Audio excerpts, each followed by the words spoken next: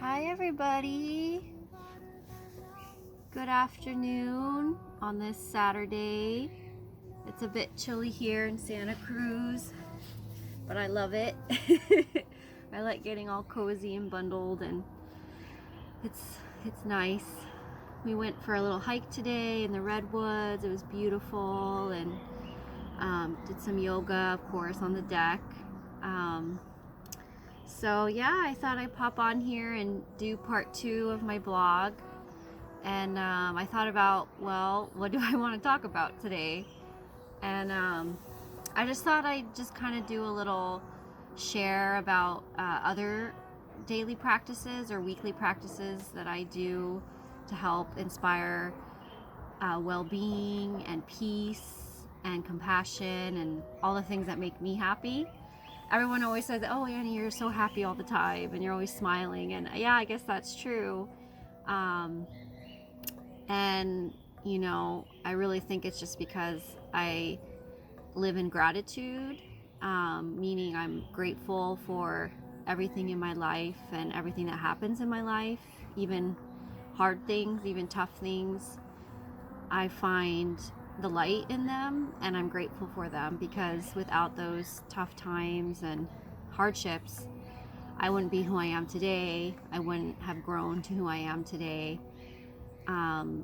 We need those things in our life to grow, to look inward, and you can't have light without the dark. So, there's so much literature and sources out there, resources, about living in gratitude and inner peace, and all these things I'm aspiring to, I guess, master as best as I can in this life. And yeah, so these daily practices or weekly practices that I do really help on that journey to growing and learning, and just being the best person that I can be, and taking whatever life throws at me to the best of my ability without becoming bitter or depressed or hopeless. you know Really finding the light in the dark. So, of course, you guys already know I practice yoga, so I'm not going to talk about that this episode. But other things that I do is listen to music. Music is a huge part of my life, and I'm sure a part of your life and most people's lives. It's the international language. It's this art form that crosses boundaries and cultures, and it it just has so much. It has so much meaning and history and beauty and complexity, and it really helps me find peace and joy every day. I listen to music every day. I have a Spotify account, and I make playlists. I listen to all different kinds of music from all over the world, including mainstream music. Like, I love country music, Taylor Swift, but also, Indian meditative music, roots, grassroots, Americana, classical music. Yeah, so I try to mix it up. I try to discover new artists as much as I can. Sometimes I'll find a song and I just fall in love with it, and I listen to it nonstop because I just connect with it so much, and I feel it so much inside me, and that inspires me, and that connects me, and yeah, it's really important to me.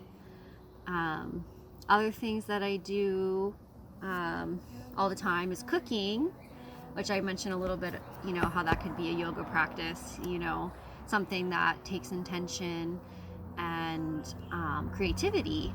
And I love that. I love preparing meals for myself and my loved ones.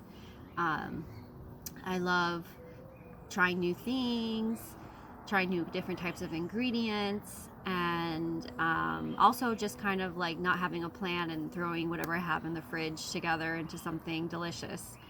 So cooking is a huge part of my life too, and it's something that's so important to humanity. Um, how we feed ourselves, how do we feed our soul, how do we give ourselves nutrients to sustain a long and healthy life. So my relationship with food has changed over the years, throughout my life.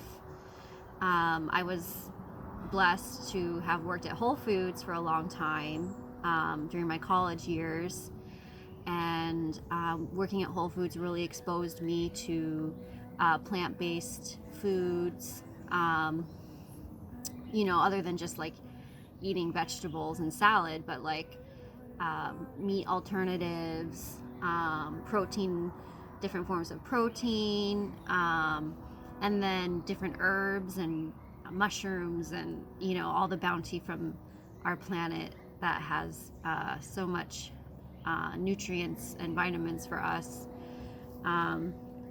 So yeah, that's kind of, I learned a lot about health food and organic and plant-based foods and vitamins. And I'm last year, so it's been more than a year, I've been vegan, somewhat vegan. No meat, no dairy, but I still eat eggs. I eat free range, organic, cage-free eggs. Not a lot, but every once in a while I'll have some eggs. And fish. I still eat fish and shrimp and seafood. I mostly eat it out, and I try to eat high quality, local. I live in Santa Cruz, so fish is all local here, which I'm so grateful for. The seafood here is amazing, I have to say. So just some ideas, if you're not like, a super experienced cook, or you are experienced cook and you're just, looking for some new inspiration. I go online a lot and look up recipes. I recently made a gluten-free vegan chocolate cake. Like, I just, Googled it and made it, and it was awesome. It was delicious. I made miso soup not too long ago that way. Just Googled it and found a recipe. I also got like this awesome cookbook from my good friend Shannon, Vegan Comfort Cooking. So there's a lot of great recipes in here. And like on the weekend when I have extra time and I'm just like, I want to make something cozy and yummy, something new and different, I'll open this up and, get creative and cook something delicious. So that's definitely something I highly recommend to make part of your weekly and or daily routine, is to cook. Home cooked meals are the best. What else? Another thing, part of this finding the light in the dark and these daily practices, a big part of that is healing, the healing process. And healing is also a daily practice. Shifting perspectives, looking within and processing past traumas, patterns, practicing new boundaries, setting boundaries in your relationships. These are all daily intentions. These are all things that we have to think about in order to make change. And things that help me with that, because I am not an expert in that. I don't think anybody is. We need to help each other with that, really. Healing is something that we do within, but it takes involving and communicating with our loved ones and having them help us as well through healing. I read a lot and listen to audiobooks. So I don't know if you've ever heard of The Power of Now, Eckhart Tolle. This is like a best-selling international book, translated I think in like every language, and he's pretty well known. I think he's been on Oprah a few times. But this book, The Power of Now, is all about letting go of the ego and being in the present moment, and looking past your consciousness to your unconscious, and how to find balance, how to let go of the pain body, and not identifying with your ego, which, you know, is hard, and it's something that is a daily practice. So I highly, highly, highly, highly recommend this book. You know, it's a spiritual book, but it's not like religious based at all. He does talk about Christianity and Buddhism a bit, and draws parallels, but it's mostly about our relationship with our ego and his own personal experience, because I guess he was on the brink of suicide when he had this revelation, this epiphany, and has become a spiritual, I don't know, I guess spiritual master in a way, teacher. He's a teacher, and he's spreading his knowledge all over the world. So the book is called The Power of Now, Eckhart Tolle. And it's, you know, it's not super long. You could probably read it in a week or two. I suggest reading it slow and take notes, so you really soak it up and really learn from it. It's very deep,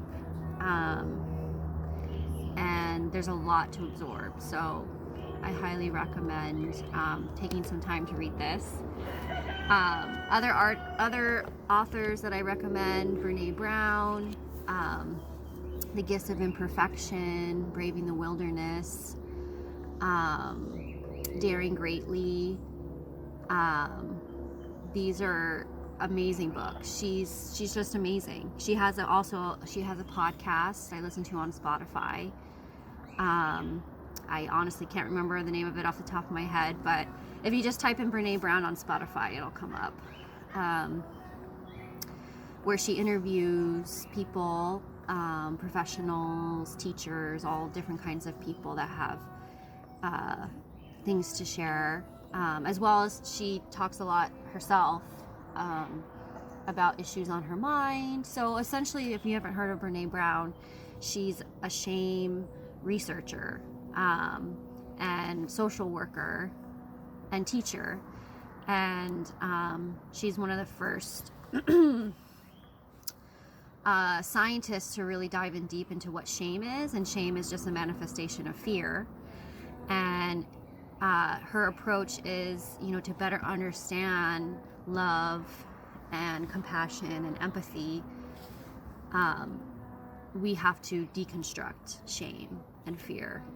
So it's very, very fascinating. It's amazing. It's totally changed my life, and I think millions of people that have read her books. And you know, she's a hardworking American mom from Texas, and I think she got her PhD pretty late in life. And yeah, she's kind of revolutionized the popular beliefs and culture around shame and what it is, and, you know, how we talk about it. And but the biggest thing that, you know, through all her research and all her books, it's just, you know, we are hardwired for connection. We crave love, we crave connection.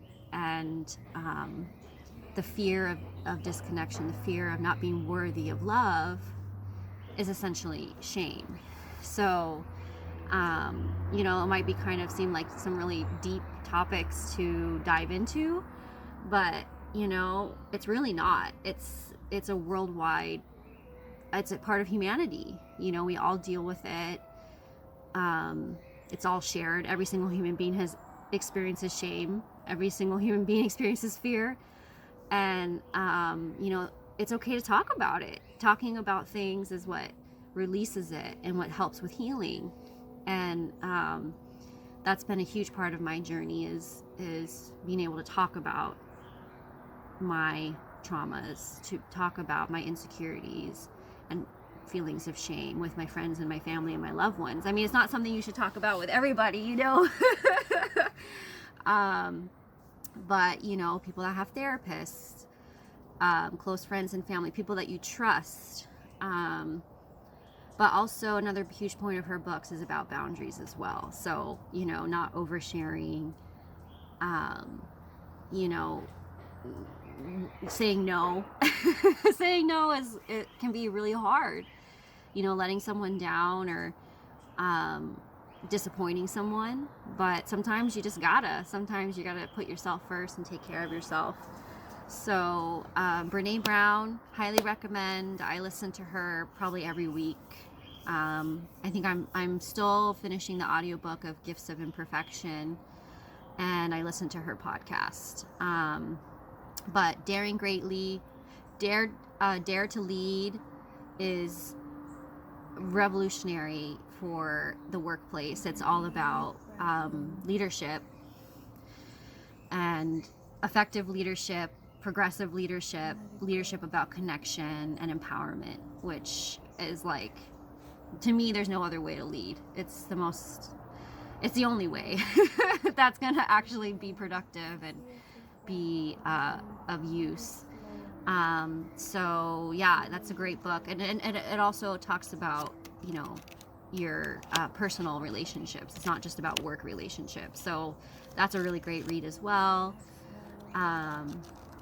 So yeah, I mean, and also I just want to say, if you guys have questions and you need like some recommendations, or, you know, I didn't say the full title of something, and, you know, just message me, text me, write a comment. I will get back to you. So yeah, that's some of my reading material. I also like to read poetry. This is a little Rumi book. I love Rumi poetry. Poetry is very powerful, and that's, you know, in a way, it's also, music is poetry. You know, it gets you feeling, it gets your emotions, it gets you, it just really connects with me, you know. So that's important to me. Another thing I really love to do is I like to write cards and letters, not emails, not just comments on Facebook. I mean, I do that too, but there's something to, you know, picking out a cute card at the store, something that you know is going to make your loved one smile, and writing a cute handwritten note, maybe a picture in there, and mail it. And it brings me joy. It brings me so much joy to write letters, and I love mailing it, and usually I get something back, so that's always really fun. And yeah, writing cards is kind of a dying art, you know, with technology. It's not something super mainstream. It still is, though. It's not quite dead, but I have a feeling in the next, you know, 10, 15, 20 years, less people are going to be writing cards. And you know, it's also the environment too. Like, this is paper, but you can get recycled cards that, you know, are better for the environment. But yeah, I highly recommend writing cards. It's intentional, it's positive, it's about connection and sharing, and it's fun. And this is a skill, I learned this from my grandparents and from my mom. They're all big card writers, and they taught me. Another thing is just that I like to do almost daily is just learn new things and be open. I'm really blessed that I have a job. I'm an architectural historian, and I get to learn new things every day when I'm working. I get to research new places and new, you know, infrastructure, that, you know, learning how water systems work and things like that. So I'm constantly learning things about California and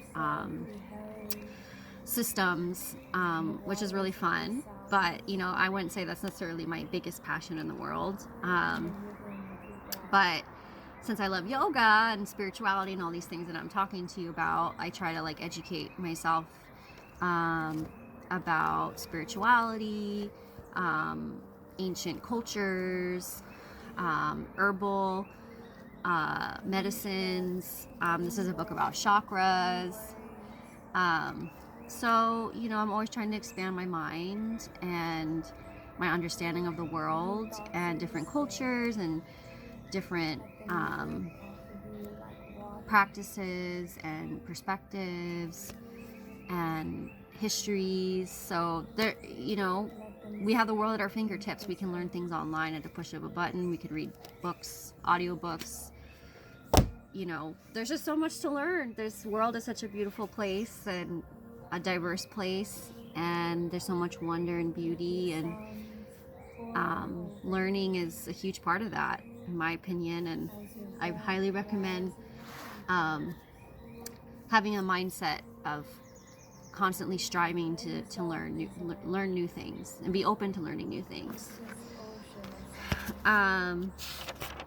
Another thing is just journaling, writing things down. This isn't like a fancy journal or anything, but if something's on my mind, I'll write it down. If I need to make like to-do lists, goals, aspirations that just come to mind, just try to put pen to paper, so that it helps put that intention into the universe and just ferments it that much more, and that way you come back to it.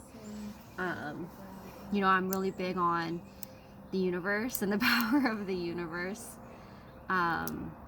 which is, the power of intention. If you want something and you visualize it and you believe in it and you trust in the universe and you have faith and that positivity, and also coming from a place of gratitude, the universe provides. It happens to me all the time, and it's just so, to me, that's magic, and it's beautiful, and it's been a great blessing that I've learned that, I guess, on my own, but it's something that we can all do, living in gratitude and believing that the universe has a plan. The universe is flexible. The universe provides. The universe has wonder, and it's okay that there's so many things unknown. That's what makes it so great. I don't want to know everything that's coming. I don't want to know. I want to enjoy this present moment and have faith and trust that the universe will provide, and I'm on the right path, and I just take everything as it comes to me. Hey, I got cut off on that last video. So yeah, thanks for listening, and if you ever have any questions or comments, please feel free to reach out to me or leave a comment, and I am here for you. I am here to empower you and support you. And yeah, thanks for being my friend and for being a beautiful person. Have a great day.